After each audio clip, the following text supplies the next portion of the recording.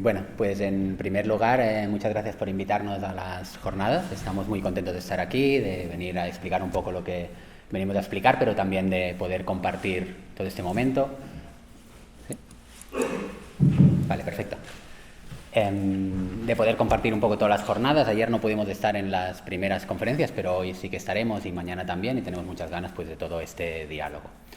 Y nada, como os decían, yo vengo a hablar en nombre del colectivo Estampa, que somos un colectivo de... ¿Me lo acerco más? Te lo voy a acercar un poquito, Perfecto. pero que estés cómodo con...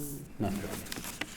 Somos un colectivo de programadores, de realizadores, de investigadores, con base en Barcelona, y que desde hace unos años tenemos una línea de trabajo acerca de los usos e ideologías de la inteligencia artificial.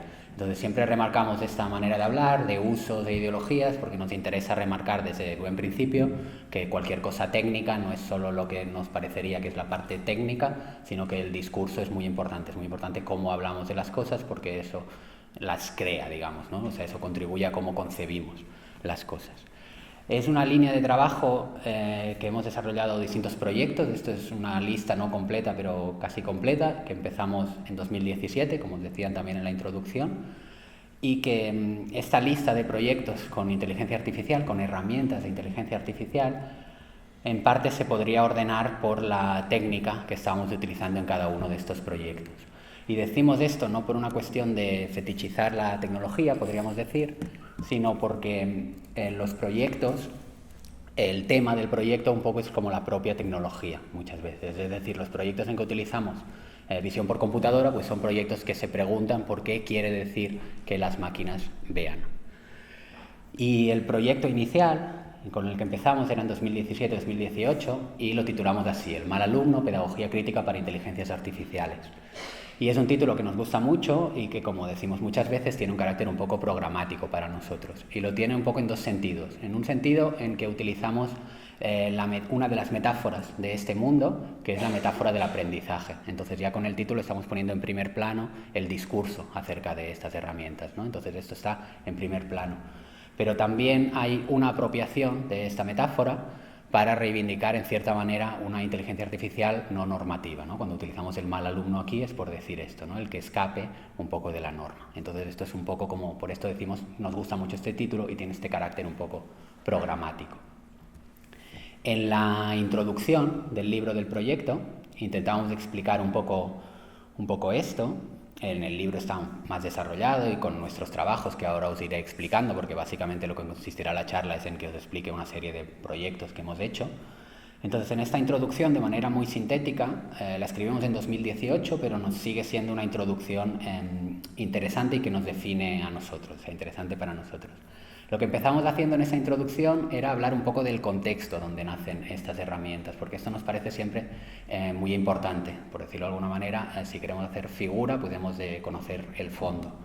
Y entonces hablamos del contexto en que nacen estas herramientas, y en ese momento, por ejemplo, pues las herramientas de visión por computadora se estaban desarrollando mucho, y un motivo por el cual se desarrollaba, por ejemplo, era por aumentar la monitorización en Internet, ¿no? Digamos, era muy sencillo de entender cómo Internet monitoriza pues nuestros correos electrónicos, ¿no? Cómo puede escanear automáticamente un contenido de texto, pero había una paradoja para las empresas de Internet en aquel momento, que era que no podían escanear el contenido de imágenes cuando las imágenes eran lo que más circulaban. Entonces, por ejemplo, en el contexto en el que se desarrolla la visión por computadora era este contexto de monitorización. Y entonces lo que decíamos un poco aquí, en el segundo párrafo, era que ante este contexto, ¿no? Pues reivindicar otros usos o otras posibilidades de la inteligencia artificial. Por esto utilizamos esta metáfora que ya os he dicho, la del mal alumno, de lo no normativo, o también la metáfora de la pedagogía crítica. Pero también hablábamos, por ejemplo, de una inteligencia artificial que sea no mimética, una inteligencia artificial que no replique la humana a escalas inhumanas, escribíamos aquí, sino que pueda producir relaciones o imágenes inesperadas. Y también hablamos aquí de otra cosa, que es de la gran cantidad de procesos automáticos que hay hoy en día a nuestro alrededor, de procesos máquina-máquina. Y entonces esto también nos parecía, y es una línea de trabajo un poco nuestra, que nos parece importante hacer visibles todos estos procesos, ¿no?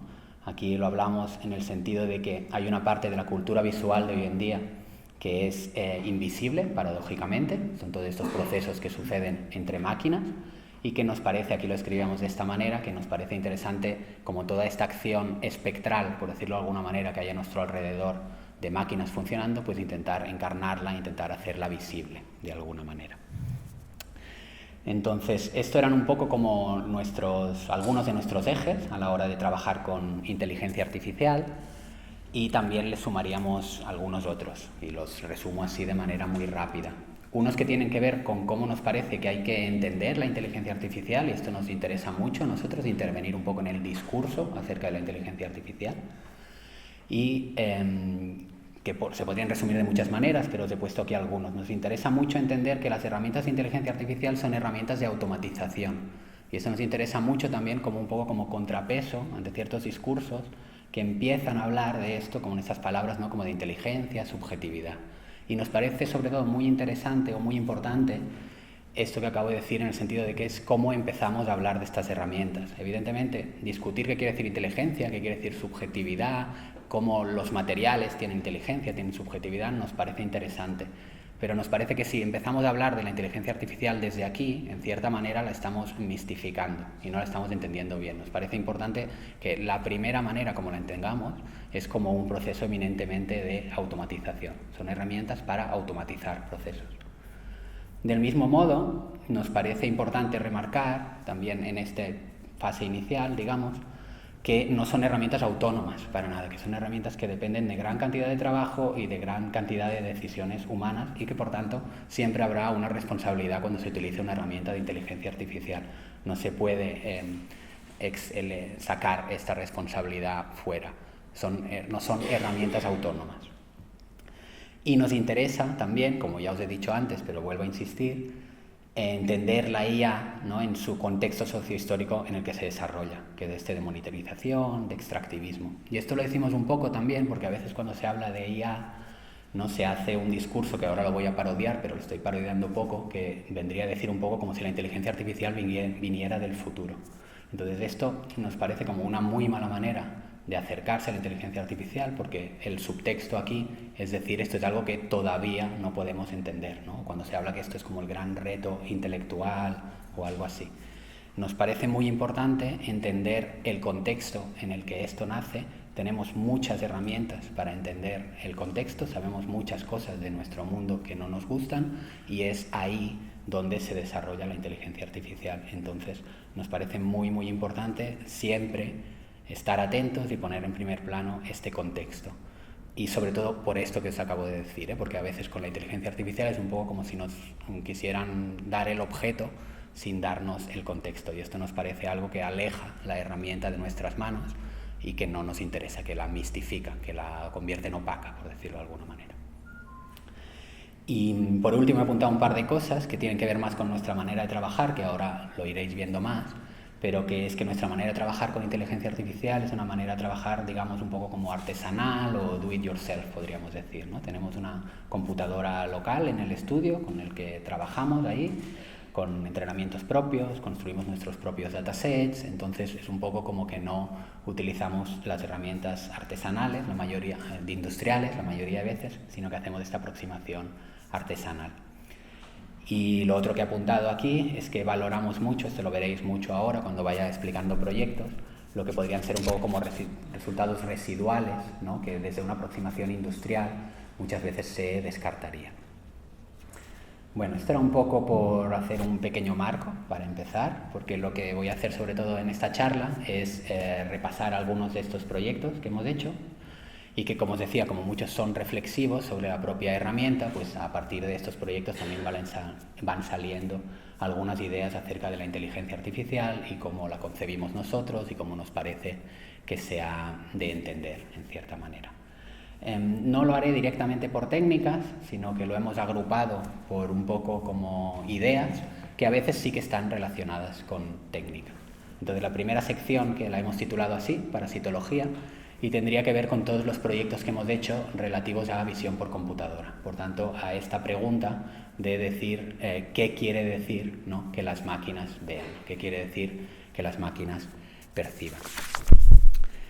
En este mundo hubo como un momento un poco inicial para nosotros, que es antes de que empezáramos a trabajar con inteligencia artificial, en un proyecto que estamos haciendo que era un vídeo ensayo sobre la historia del análisis del rostro, ¿vale? Y entonces esto lo tratamos de una manera histórica, nos íbamos hasta el siglo XVII, que había una pseudociencia que se llamaba fisiognomonía, entonces era un análisis histórico del análisis del rostro que acababa en el mundo contemporáneo. Y ahí fue cuando utilizamos una herramienta de visión por computadora que identifica caras y que sirve también para hacer análisis de emociones. Entonces, traseando con esta herramienta, lo que hacíamos era proporcionarle todo tipo de inputs que se nos ocurrieran para analizar.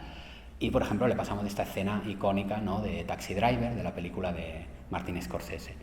Y entonces lo que nos pasó aquí es que la identificación más interesante que nos parece que nos retornó esta herramienta no era la del rostro del personaje, sino era en este momento en que la herramienta de análisis de detección del rostro, ¿no?, parecía proponer que donde veía una cara era en el arma, ¿no?, en la pistola del personaje. Entonces, esto desde el punto de vista del funcionamiento de la herramienta es un funcionamiento erróneo, y un funcionamiento erróneo que no le afecta a la herramienta, que es negligible, por decirlo de alguna manera, forma parte de su porcentaje de error, pero que a nosotros nos parecía que era un error, que era interesante y que era un error que en cierta manera nos lo podíamos tomar como una proposición. Porque realmente, ¿no?, si pensamos en la escena, en parte quien tiene agencia, quien tiene subjetividad, quien habla en esta escena, realmente es el arma, ¿no? Y entonces nos parecía interesante esto, como coger un poco lo que es un error y en parte convertirlo en proposición. Y eso es algo que es una estrategia que siempre hemos utilizado cuando utilizamos herramientas de visión por computadora. Y entonces buscamos un poco cómo forzar esto. Entonces intentamos como proporcionarle inputs que puedan ser como ligeramente inesperados, como por ejemplo cuadros. Y entonces van saliendo a veces, ¿no?, como identificaciones, eso que serían errores, pero que también suelen ser como productivas, ¿no?, como aquí que identifica a Jesucristo, no le ha puesto la etiqueta de mercancía. O que pueden ser, ¿no?, bonitas, poéticas. Nos gusta también todo esto, ¿no?, la parte de humor, la parte de poesía que puede salir en esto. O sea, tenemos esta visión crítica, pero digamos puede ser una visión plural, puede ser más de una cosa a la vez. Y entonces nos interesa sobre todo de esto un poco, ¿no?, como es como si cambiáramos un poco el eje de la herramienta, de ser una herramienta que se programa para cerrar el significado de las imágenes, por decirlo de alguna manera. Lo que estamos aquí es utilizándola para abrir el significado de las imágenes. Y es un poco casi esto, ¿no?, como si cogiéramos la herramienta y la pusiéramos sobre un eje distinto.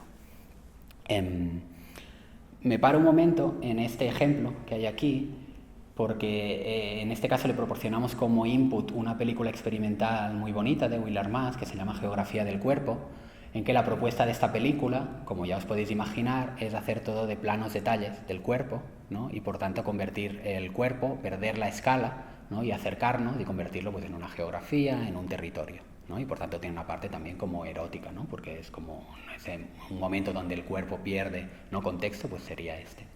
Entonces, remarco esto porque se entiende, ¿no?, de dónde sale el equívoco aquí, ¿no? El equívoco sale del encuadre, ¿no?, del plano detalle. Entonces realmente la visión por computadora aquí está acertando mucho, ¿no? Esto es un ojo que parece un cráter y es la propuesta de la película precisamente, pero me detengo también un poco porque, por esto que os acabo de explicar, ¿no?, porque este equívoco proviene del encuadre. Entonces nos parece interesante también entender que la visión por computadora no mira el mundo, sino que lo que mira son imágenes del mundo.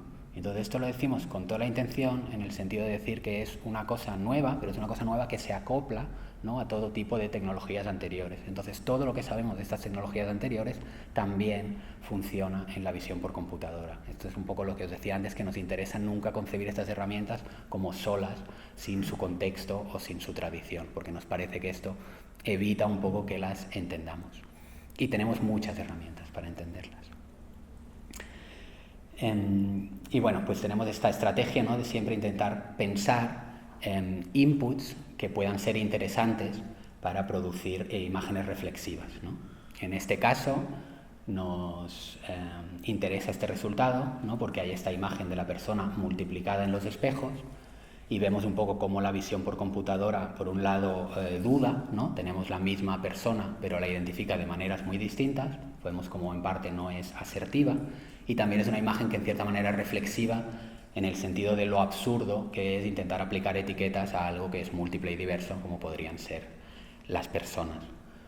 Igual os estáis fijando, ¿no?, en las etiquetas que le aplican, ¿no? Esta herramienta de visión por computadora tiene un vocabulario muy loco, muy raro, y entonces siempre cualquier herramienta de visión por computadora, cualquier herramienta de inteligencia artificial, quiere decir que si hace algo hay lo que se denomina un dataset de entrenamiento. Eso lo he aprendido a partir de ejemplos. Por tanto, si esa herramienta de visión por computadora aplicaba la etiqueta de líder, quiere decir que en algún lugar hay un dataset de visión por computadora, que quiere decir que hay todo de imágenes que alguien ha etiquetado con esa palabra.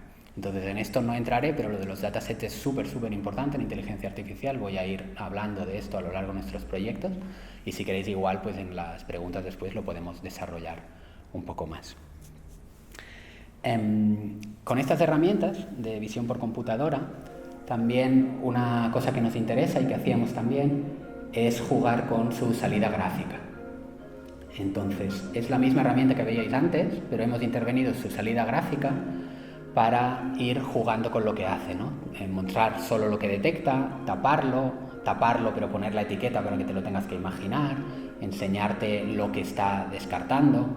Entonces es un juego también estético, que es una estética que nos atrae, que nos gusta, y que también nos parece que nos dice algo sobre la herramienta, que nos habla como sobre el carácter discreto de la visión por computadora, cómo concibe la imagen a pedazos, no entiende la totalidad, sino que estas herramientas la entendían a trozos, y por tanto se ve muy bien también como el carácter de filtro de la visión por computadora, de que está cogiendo algunas cosas y descartando otras. Por otro lado, como todo tipo de visión, pero eso ya sería, creemos nosotros, como una segunda parte en el discurso, ¿no? La primera es entender que ven filtrando las herramientas de visión por computadora. Y nos parece esto, ¿no?, pues una manera de interrogar o de aprender algo sobre la herramienta. A veces también lo que nos interesa, como con cualquier tecnología o con cualquier aparato, es jugar con los propios parámetros que tiene. Entonces, en este caso, en esta escena que veréis ahora, que es un vídeo ensayo sobre una herramienta de visión por computadora, jugamos con un parámetro que tiene las herramientas de visión por computadora, que es la confianza, ¿vale? Entonces, cada vez que aplican una etiqueta, estas herramientas la aplican con un porcentaje de seguridad. Entonces, si dice que es una persona, dice que es una persona con un 40%, por ejemplo, ¿no? Pero en esa misma parte de la imagen igual habría otras etiquetas que aplicaría con un 30% de seguridad, con un 20%, con un 10%. Entonces, lo que hacíamos en esta escena es jugar con lo que se llama el umbral de confianza. Cuando utilizas estas herramientas le dices, enséñame solo las etiquetas que superen este nivel de confianza. Lo que hacíamos aquí era ir bajando este umbral como una manera de jugar con un parámetro que tiene la herramienta, pero como una manera también de decirle a la herramienta, dime más, ¿no? De decirle a la herramienta, habla. Entonces esto también es un poco una estrategia, metafóricamente podríamos decir casi como psicológica, que tenemos mucho con cualquier tecnología y también con las herramientas de inteligencia artificial, ¿no? Un poco como que hablen para incluso hasta forzar lapsus linguae. Y entonces nos parece que esto es una manera de interrogar la herramienta, pero también esta escena nos gusta en particular porque nos parece que es reflexiva, ya no tanto sobre la herramienta, sino un poco como sobre el mundo contemporáneo, sobre nuestra condición. En cierta manera, ¿no?, vivimos en este mundo que está lleno de etiquetas, que nos están monitorizando, ¿no?, de manera constante a medida que se aumentan todos los aparatos que tenemos, ¿no? Entonces, con una herramienta contemporánea también nos parece interesante cómo sale una imagen, nos parece un poco de nuestra contemporaneidad, de este mundo, ¿no?, que parece como que el aire se vuelve un poco como más y más denso, ¿no?, que estamos constantemente monitorizados. Este es uno de los últimos proyectos que hemos hecho con visión por computadora y es el que hemos utilizado para titular la charla, porque el título nos gusta mucho. Es un proyecto que hicimos en Tabacalera, en Donostia, y entonces es una única filmación que hemos procesado con distintas herramientas de visión por computadora. La que tenéis aquí arriba a la izquierda es una herramienta de segmentación, que segmenta la imagen y le aplica una etiqueta a lo que segmenta. La que tenéis aquí arriba a la derecha es una herramienta que infiere la posición de los cuerpos, ¿no? Intenta analizar la posición de los cuerpos. La que tenéis abajo a la izquierda es una herramienta que intenta inferir la profundidad en la imagen, entender qué es lo que está más lejos y qué es lo que está más cerca. Y la de aquí es la que veíais antes, que es una herramienta de detección de objetos, que hace lo que se llama un bounding box y le aplica una etiqueta. Entonces, esto es una única filmación procesada con estas distintas herramientas, en la que no se muestra en la instalación nunca la imagen original. Entonces nos parece, ¿no?, que sumar esta serie de filtros, vemos también esto que acabo de decir, cómo la visión artificial funciona como un filtro y aunque utilicemos estas distintas herramientas, no nos llega a reconstruir la imagen original. Entonces siempre es importante con cualquiera de estas herramientas preguntarse qué es lo que ve y por qué lo ve, ¿no? Porque alguien ha querido automatizar este proceso. Y os decía que nos interesa mucho, nos gusta mucho el título de este proyecto, Imágenes Huéspedes, porque nos parece que define un poco lo que pasa con las imágenes contemporáneas. Decimos imágenes huéspedes en el sentido que se habla en la parasitología, ¿no?, en los huéspedes y los parásitos. Entonces nos parece un poco que las imágenes contemporáneas, que las imágenes digitales, a la que entran en un circuito digital, son huéspedes de todo tipo de procesos, de estos procesos de visión artificial que en cierta manera son como parásitos de las imágenes, ¿no? Buscan su sustento, buscan extraer datos de las imágenes. A veces lo explicamos diciendo un poco que es como si la imagen contemporánea en cierta manera hubiera como aumentado su grosor. Pasan un montón de procesos detrás de las imágenes.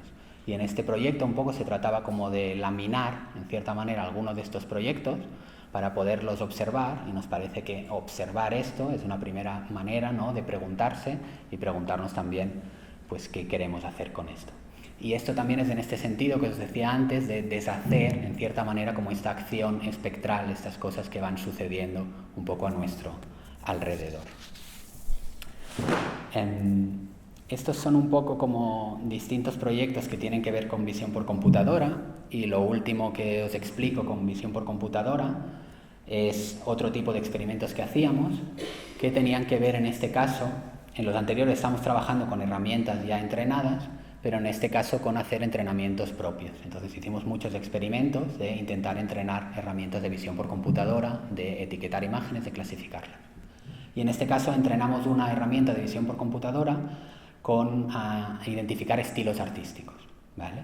Entonces lo que nos interesa mucho de esto es una palabra que nos salió y que nos parece que define cómo funciona la inteligencia artificial, que es esta de expertos compulsivos. Porque lo que tenemos aquí es una herramienta que identifica estilos artísticos y que podía funcionar relativamente bien cuando le pasábamos pues colecciones de museos, pero lo que no hace esta herramienta es decidir un poco qué sería arte y qué no sería arte, cosa que nos puede parecer muy bien, ¿no? Pero sí que nos parece como interesante entender esto, que la IA en cierta manera pues puede ser experta en hacer algunas cosas, pero es un experto como compulsivo, ¿no?, que tiene como esta neurosis que está todo el rato haciendo lo único que sabe hacer, ¿no?, digamos. Entonces esta herramienta de visión por computadora no es tanto que vea las cosas, sino que ve lo que sabe decir, ¿no?, ve lo que le hemos enseñado, digamos, a ver.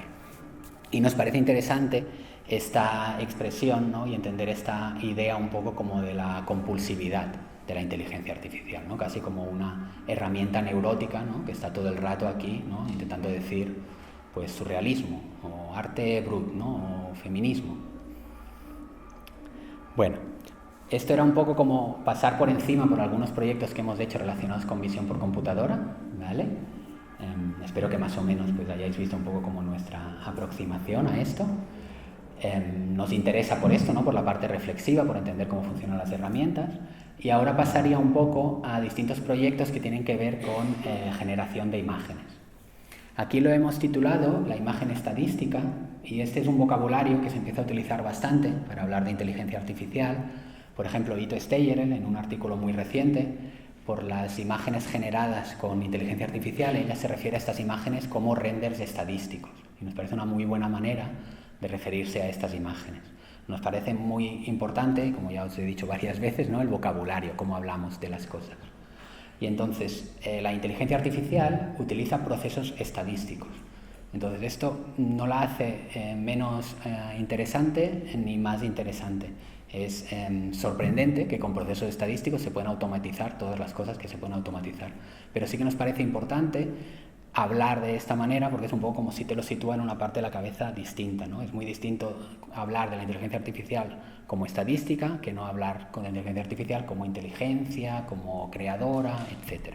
Entonces nos interesa como esto y por eso lo hemos titulado la imagen estadística. Aquí hemos hecho muchos proyectos. Cuando empezamos siempre hacemos como algunos proyectos un poco exploratorios con distintos experimentos. Y el primero proyecto que hicimos lo titulamos así, espacios latentes, imaginaciones maquínicas. Estas herramientas generativas en ese momento eran un poco distintas que las actuales, no funcionan con prompts, que seguramente es lo que más habéis utilizado, ¿no? Como escribir una instrucción para que genere una imagen. Entonces estas no funcionaban así, por ejemplo. Pero sí que funcionan como las de hoy en día, en el sentido de que les das un corpus de imágenes, algo que quieres que aprendan a imitar estas herramientas. Eso es el que sería el dataset. Los datasets de las actuales son muy amplios. En aquel momento los datasets tenían que ser un poco como más concretos.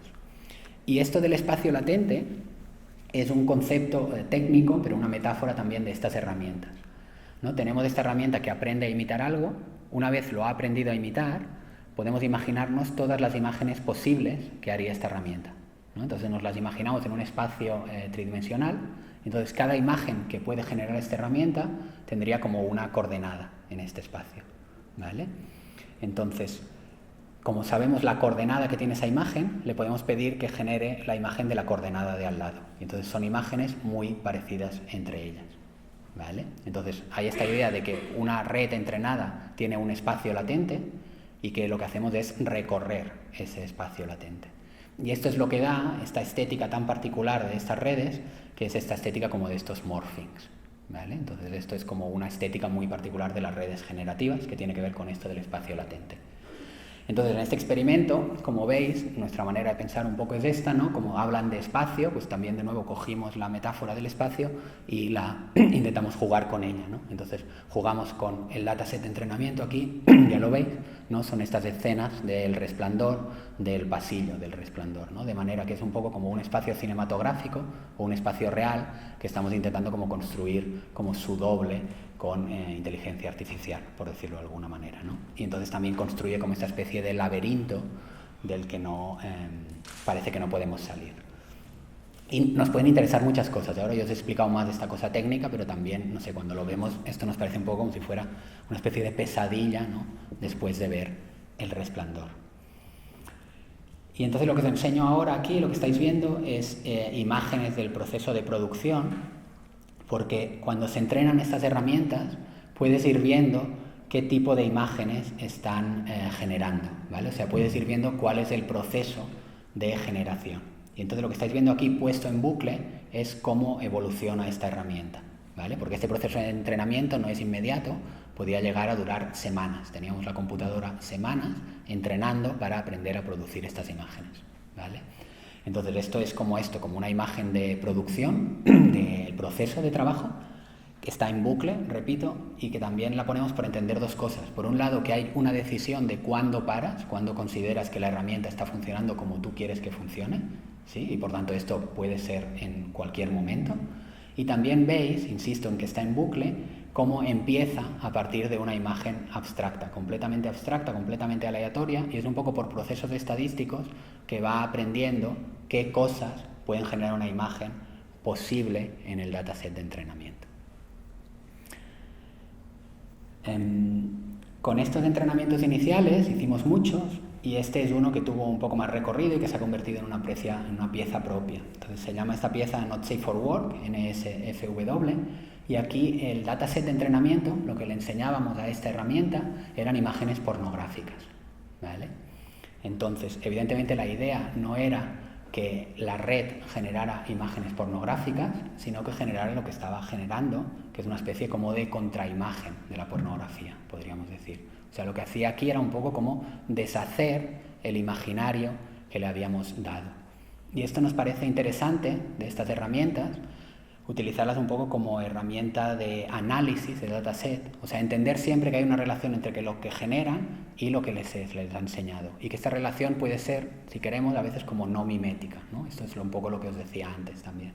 Nos devuelve una imagen deformada de este dataset, es como si realmente deshaciera el imaginario pornográfico, esta imagen. Y esto, ¿no? Pues esto no mimético, sino esta estética también un poco como abstracta y entenderlas como análisis de las imágenes. Y este caso también siempre lo explicamos porque sucedió una cosa que nos parece muy significativa, que es que cuando íbamos a compartir un fragmento de este análisis en redes, cuando íbamos a subir el fragmento nos saltó un aviso calificando esta imagen de explícita, ¿vale?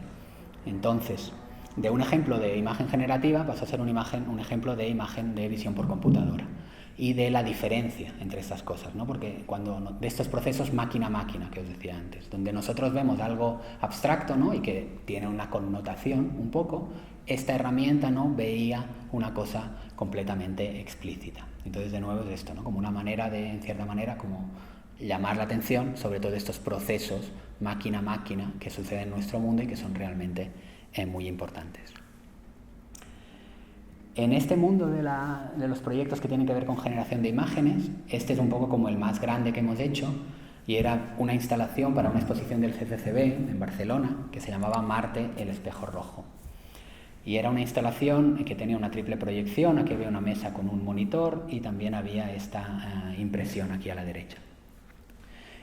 Estaba en una zona de la exposición dedicada a los desantropocentrismos, ¿no? Por tanto, a pensar esto, o intentar pensar fuera de el marco humano, ¿no? De tener atención a lo no humano.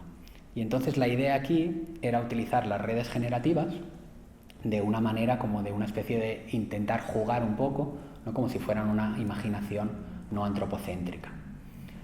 Entonces, lo que hicimos es entrenar una red GAN, se llamaban así estas redes, Generative Adversarial Networks, con todo un dataset que era el que teníamos impreso a la derecha. Entonces, esto de siempre llamar la atención sobre el dataset, o mostrarlo incluso si se puede, nos parece siempre importante, porque lo interesante en la inteligencia artificial es esta relación entre el dataset y lo que te genera, ¿sí? Por tanto, nos parece interesante no ocultarlo esto. Y entonces, el dataset era más o menos lo que veis.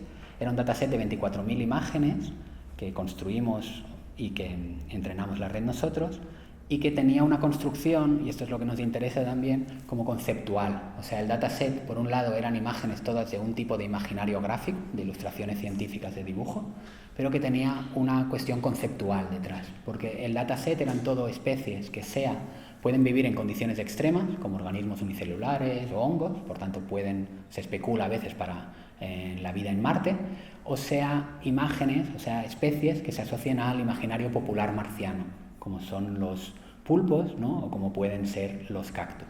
Entonces, la idea aquí era utilizar las GANs como una especie de imaginación no antropocéntrica para producir, en cierta manera, como una confusión de las especies o especies híbridas, ¿no? Entonces, esto era como algunos resultados que salían de este entrenamiento. Como por ejemplo, ¿no? Este cangrejo, que está entre un cangrejo y algún tipo de alga. O estas especies, ¿no? De estilo vegetal. E insisto, había esta construcción como del dataset de una manera conceptual. Esto se enseñaba en movimiento, porque tienen esta estética tan particular, estas redes de estos morphings, ¿no? Que incide todavía más en esta confusión de las especies o en este tránsito entre especies, que es lo que interesaba también en ese contexto de la exposición. Era una triple proyección, había como estas retículas al lado y lado, y en el centro había una proyección más grande donde se podían ver como estos morphings. Y es un poco esto, ¿no? Pues un juego con utilizar estas herramientas como una posible imaginación maquínica, como una imaginación en este caso pues no antropocéntrica.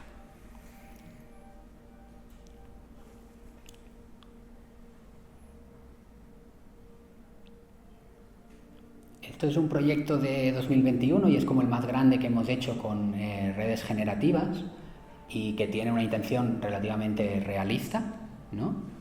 Pero eso no quiere decir que sigamos utilizando otras aproximaciones. Esto es un proyecto del mismo año en que nos pidieron una exposición donde trabajáramos con inteligencia artificial con fondos de archivo de la ciudad de Barcelona, del archivo fotográfico. Entonces trabajamos en concreto, porque era lo que nos pedían, con los fondos de archivo de una década.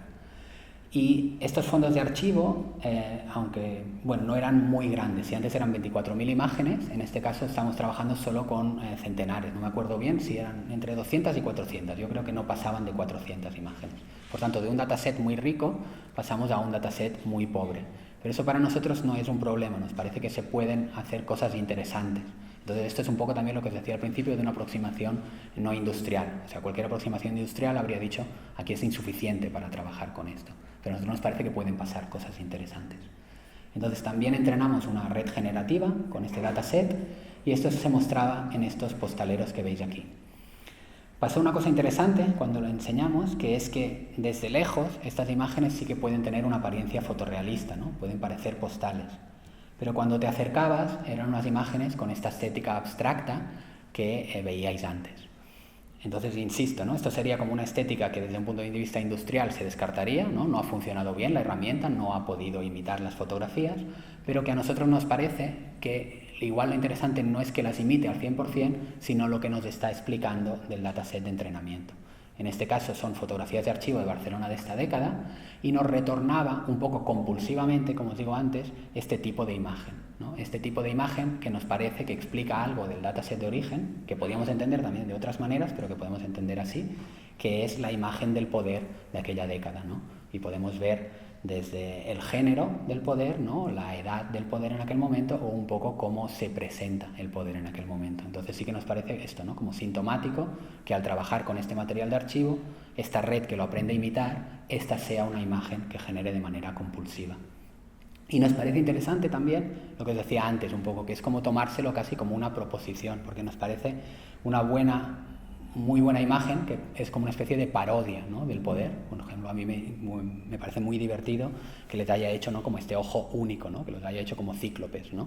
Entonces un poco como esta imagen del poder como algo que te está mirando, ¿no? Y entonces en cierto sentido, pues esto nos parece que sale, ¿no? Con este uso no industrial, con este uso, aunque sea un dataset pobre, ¿no? Pues sale una imagen interesante y sale una imagen, sí, como paródica del poder. Y hemos hecho también muchos proyectos que tienen que ver con generación de texto. Antes en la presentación no hablaban de este libro que ha salido en Caja Negra, o este es otro proyecto que hicimos con una escritora muy interesante que nos gusta mucho, que se llama Irene Sulá, y hemos hecho distintos proyectos de generación de texto. Y se trabaja un poco igual que con generación de imagen, no voy a entrar aquí ahora. Lo que sí que me interesa un poco es que con estos proyectos que hemos hecho de generación de imagen, en los que trabajamos, como os digo, de esta manera como un poco más artesanal y así, nos parece que aprendemos cosas que se pueden escalar un poco a las herramientas actuales de generación de imagen o de generación de texto. Entonces, siempre concebimos un poco, o nos parece incluso que siempre se ha de hacer esto, entender cualquier herramienta generativa, y con eso nos referimos a Midjourney, a ChatGPT, a lo que sea, como un análisis de lo que se le ha enseñado, o incluso como una parodia de lo que se le ha enseñado. O sea, en cierta manera, ChatGPT no deja de ser una parodia de nuestro mundo contemporáneo. Entonces nos parece siempre necesario, importante e interesante, siempre que escribimos un prompt, ¿no? Preguntarnos por qué está saliendo ese resultado. Y entenderlas de esta manera, ¿no? Un poco casi como parodias o como imágenes deformadas de aquello que le hemos enseñado. Y si estos datasets son datasets tan grandes que se han construido como casi con Internet, pues en cierta manera estas herramientas, Stable Diffusion, todo esto, no dejan de ser como parodias del mundo contemporáneo, parodias de Internet, hasta cierto punto. Bueno, entonces la siguiente sección que tengo aquí un poco de proyectos nuestros, ya sí que no va de una técnica en concreto, son proyectos donde utilizamos técnicas mixtas y que lo hemos titulado como mitologías, porque hablamos un poco de algunas de estos ámbitos discursivos, un poco de la inteligencia artificial.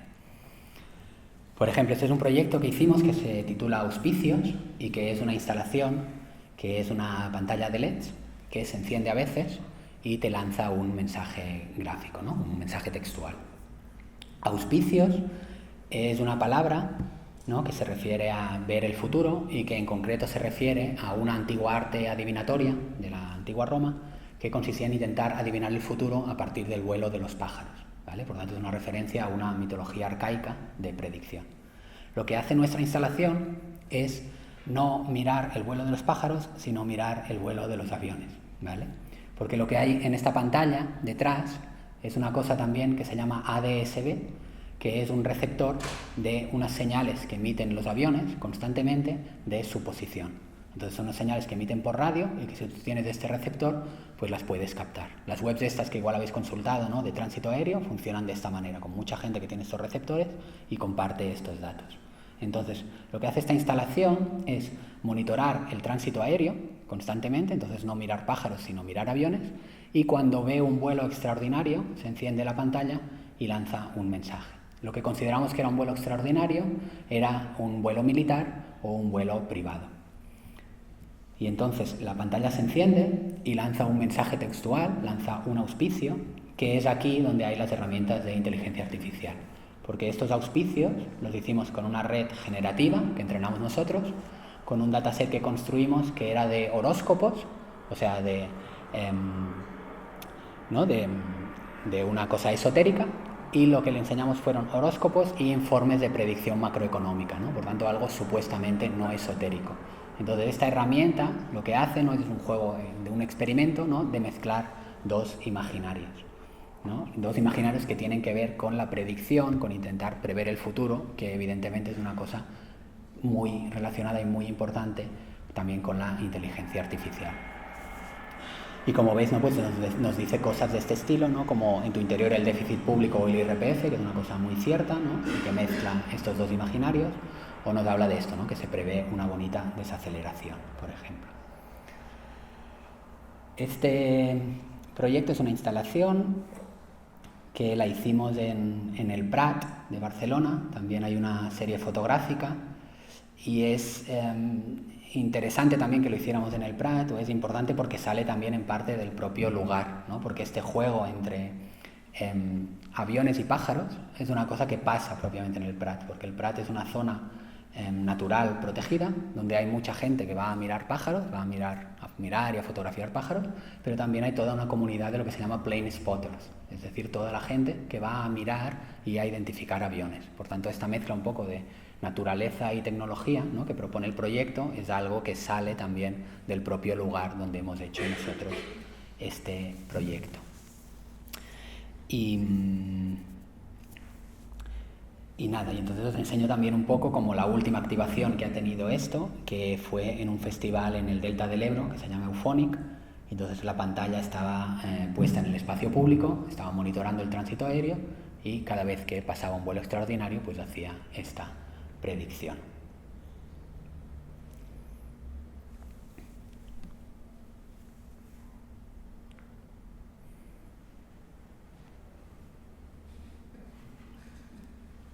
Como veis, para nosotros también nos parece evidentemente divertido, o sea, el humor forma parte totalmente de nuestra manera de trabajar. Y nos parece interesante esto, ¿no?, como hacer el experimento concreto y forzar un poco o utilizar esta herramienta para mezclar dos imaginarios. Y entonces también para burlarnos evidentemente de los dos. Y hacer esta cosa reflexiva sobre la propia inteligencia artificial. Por eso nos parece también interesante, o más interesante, poder trabajar de manera artesanal que no con herramientas industriales, ¿no?, porque podemos hacer nuestros propios entrenamientos y se pueden hacer este tipo de experimentos, ¿no? Y nos parece interesante también lo que os decía antes, en cierta manera ChatGPT pues es lo mismo, pero con un dataset muy muy amplio. En ese sentido es como una especie de experimento de mezclar imaginarios de nuestro mundo. Es así como nos parece una buena manera de empezar a aproximarse a estas herramientas.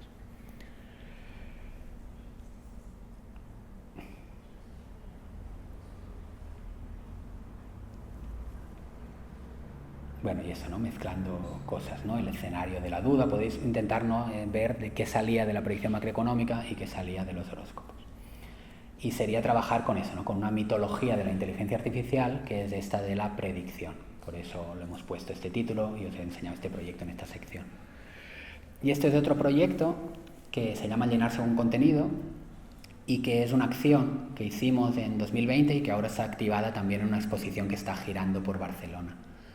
Esta acción la empezamos nos la pidieron en Fotocolectania, que es una galería fotográfica en Barcelona, y para unas jornadas que había ahí sobre imagen contemporánea. Entonces lo que hicimos nosotros es, en uno de los actos de estas jornadas, pedimos que lo que queríamos hacer era borrar a la gente de todas las fotografías del acto. Es decir, que la documentación de aquel día estuviera todo el mundo borrado, estuviera todo el mundo anonimizado.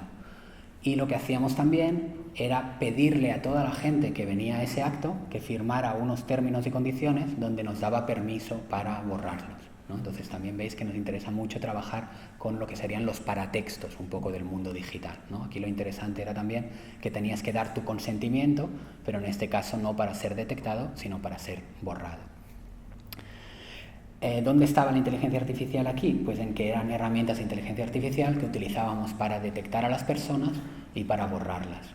¿Esto es algo que solo se puede hacer con inteligencia artificial? No, pero es algo que la inteligencia artificial nos permitía escalar y hacer a una velocidad mucho más rápida. Y esto también es importante de la inteligencia artificial. O sea, precisamente lo que hace es escalar cosas que ya existen. Y por tanto, una cosa para preguntarse es si realmente queremos escalar, queremos automatizar determinadas cosas o no. Había un juego también en los términos y condiciones que se le decía a la gente que si no te detectaba como persona esta herramienta y no eras borrado, pues no era nuestra cuestión, ¿no? Que tú estabas aceptando, que nosotros delegábamos quién era persona o no en la herramienta. Y esto recientemente pues nos lo han pedido para una exposición que está girando por Cataluña ahora, que se llama Antibiografía, y en este caso lo activábamos firmando un contrato entre el Centro de Arte, la comisaria y nosotros, conforme nos permitían hacer esto con toda la documentación de la exposición. Entonces se exhibe el contrato, se exhibe una fotografía de la firma del acto, ¿no? Donde ya estamos todos desaparecidos, y también lo que hay es cuando entras en la exposición una placa que te avisa, ¿no? Y que dice: tu apariencia puede ser borrada mientras visitas esta exposición. Al entrar estás dando permiso a Estampa y a sus socios para utilizar tu imagen, su imagen borrada en todos los medios a perpetuidad, gracias.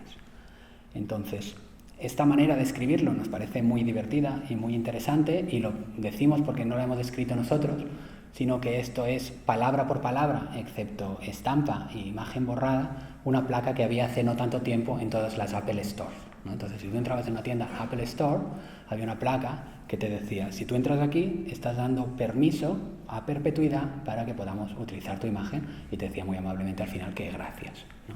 Entonces, de nuevo, estamos utilizando un paratexto de estos del mundo digital y lo estamos poniendo un poco como en primer plano.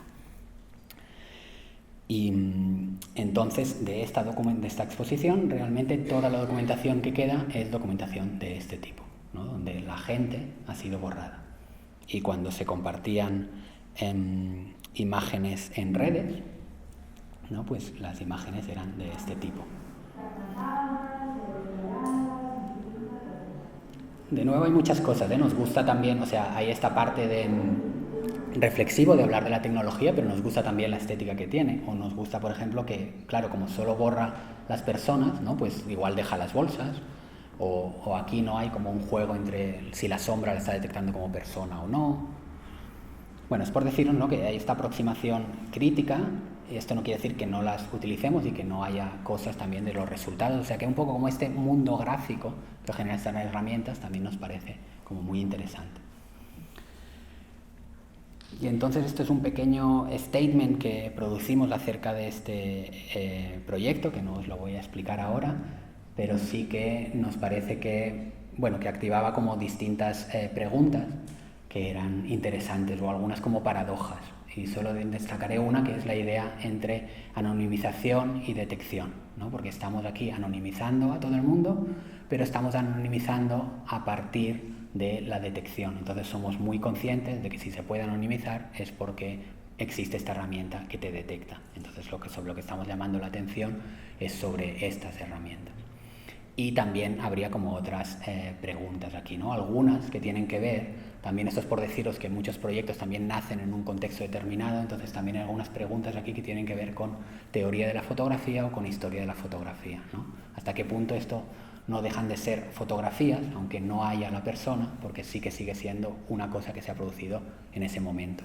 O cómo se relaciona esto con la historia de la fotografía y con toda esta tradición que hay en la historia de la fotografía de borrar y de sacar a la gente, ¿sí? Entonces esto lo digo un poco más por igual que os decía lo del proyecto del Prat, ¿no?, que se relaciona mucho como con su contexto, por también insistir en que esto nació en una galería fotográfica y por tanto se relaciona también un poco con todos estos discursos. Y bueno, y entonces ya la última sección que tengo, que creo que la haré así un poquitín más rápido, pero voy bastante bien de tiempo, tiene que ver un poco, es una visión un poco distinta, ¿vale? Y sería un poco como decir que como tenemos estas herramientas a mano y las utilizamos y hacemos proyectos en que hablamos de estas herramientas, como os he estado explicando un poco ahora, pues también las utilizamos en otros contextos o dentro de otras tradiciones que nos interesan. Entonces también trabajamos mucho en el cine experimental, como habéis visto con algunos ejemplos, ¿no? Es un campo que nos gusta mucho como espectadores y desde el punto de vista de creación. Y todas estas herramientas las podemos incorporar a este campo. Podría haber traído otros campos, por ejemplo, también las hemos utilizado pues, para hacer videoclips, que es algo que a veces hacemos. Entonces es un poco esto, ¿no? Como una especie de epílogo, un poco en esta charla, por decir, antes eran proyectos que tienen que ver propiamente con la inteligencia artificial, aquí lo que os voy a enseñar es cómo también, como las tenemos a mano, ¿no? Pues las utilizamos en otros contextos. No perderemos esta cosa reflexiva porque siempre la tenemos, también tenemos este punto un poco neurótico con estas propias herramientas, pero viene un poco de este otro campo. Entonces, esto por ejemplo es una película que se llama Enhance, es un pequeño corto y que tiene que ver con una tradición del cine experimental que es todo lo que es el trabajo de apropiación, todo lo que es el trabajo de remontaje o todo lo que es el trabajo de found footage, ¿no? De trabajar con materiales ajenos y remontarlos. De lo que nos estamos apropiando aquí es de una escena de la película Blade Runner, de una escena muy conocida, en que el personaje de Deckard analiza una fotografía. Entonces el personaje de Deckard analiza una fotografía con una tecnología futurista, en esta película de ciencia ficción, que le permite, por ejemplo, pues ampliar muchísimo la imagen, ¿no? Algo que se utiliza hoy en día, herramientas de inteligencia artificial para eso, ¿no? Para poder aumentar la resolución de las imágenes, y que también le permite, y esto es lo más futurista, navegar en el espacio que se ha fotografiado. Es un poco como si pudiera navegar en el espacio de lo que ha fotografiado, y entonces acaba apareciendo algo que no estaba en la fotografía inicial. Entonces lo que hacemos aquí es una pieza de apropiación, de found footage, pero donde estamos utilizando una de las herramientas de visión por computadora que os he enseñado antes. Os he dicho que había una, que la imagen que sacaba era esa escala de grises, donde infería la profundidad de las cosas. O sea, le pasamos una imagen y dice, vale, esto está más lejos, esto está más cerca. Entonces, analizamos todos los fotogramas de esta escena con esta herramienta de visión por computadora y la hemos utilizado en software de animación 3D, en Blender, para darle profundidad a los fotogramas originales, ¿vale? Entonces es como este uso en otra cosa que nos interesa. Sigue teniendo evidentemente el carácter reflexivo que tenía antes, porque la escena, como os he explicado, es una escena de utilizar la tecnología para analizar, que es lo que están haciendo también estas herramientas. Y tiene también un carácter reflexivo, porque ahora no lo oís porque yo estoy charlando, pero lo que hace el personaje aquí es darle instrucciones a la herramienta, ¿no? Le va diciendo, muévete hacia la derecha, tira hacia atrás, sube un poco hacia arriba. Entonces, lo que hacemos es que la cámara virtual de Blender está reproduciendo exactamente las mismas instrucciones que está dando el personaje. Entonces, también tiene como un punto, como un juego, ¿no? Con una cosa que pasa mucho con las tecnologías, ¿no? Que en cierta manera es como si el personaje estuviera intentando darnos instrucciones, actuar, ¿no? Pero en realidad estas instrucciones también están actuando sobre él mismo, ¿vale? Y bueno, habría como bastantes cosas que nos hacen gracia o que nos interesan de esta película, y una también es evidentemente como esta parte estética, ¿no? Cómo deforma esto la imagen y de nuevo cómo funciona de una manera ligeramente o desde un punto de vista industrial incorrecto, pero para nosotros muy interesante, y cómo hace como esta especie, ¿no? Como de sábana, ¿vale? Entonces esto sería como un ejemplo de esto, de cómo estas herramientas de inteligencia artificial, ya que las tenemos a mano, pues las hemos utilizado para una película de apropiación o para una película de animación experimental.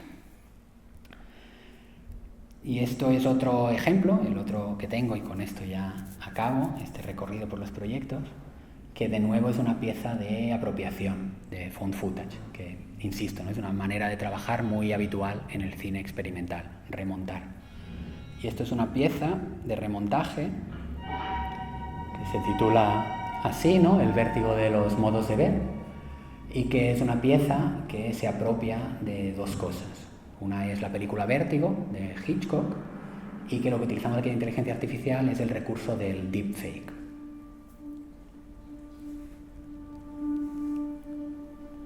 The process of seeing anything or seeing anything else is less spontaneous and natural than we tend to believe.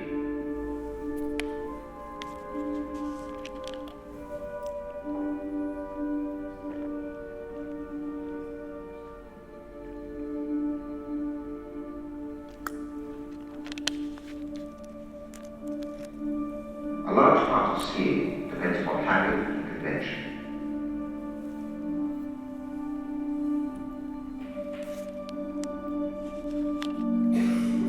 Now, perspective centers everything on the eye of the beholder.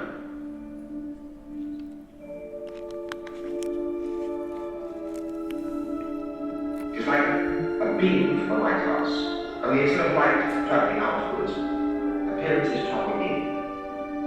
And our tradition of art called those appearances reality.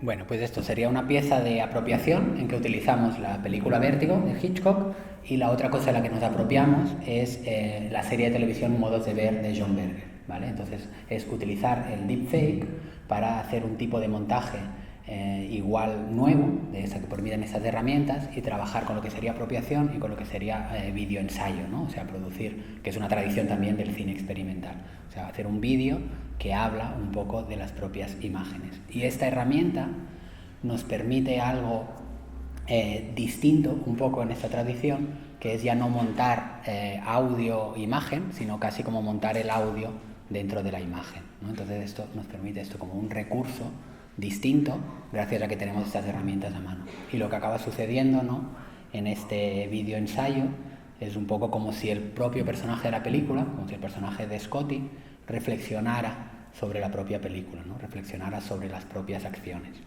Y se trata también de una cosa muy típica en el cine experimental o así, que es de juntar dos cosas, ¿no? Y realmente estamos juntando Hitchcock y Modos de Ver, que en cierta manera hay ecos entre los dos y se iluminan un poco mutuamente. Y era un poco como esta idea, ¿no?, ver dos ejemplos ya que no son, siguen teniendo un carácter reflexivo un poco sobre la tecnología, pero que ya no es directamente la inteligencia artificial que está como tema, sino un poco cómo lo utilizamos en estas tradiciones que nos interesan. Y esto era un poco como la charla que traíamos un poco hoy preparada, ¿no?, para repasar un poco estos nuestros proyectos y la aproximación a la IA que tenemos.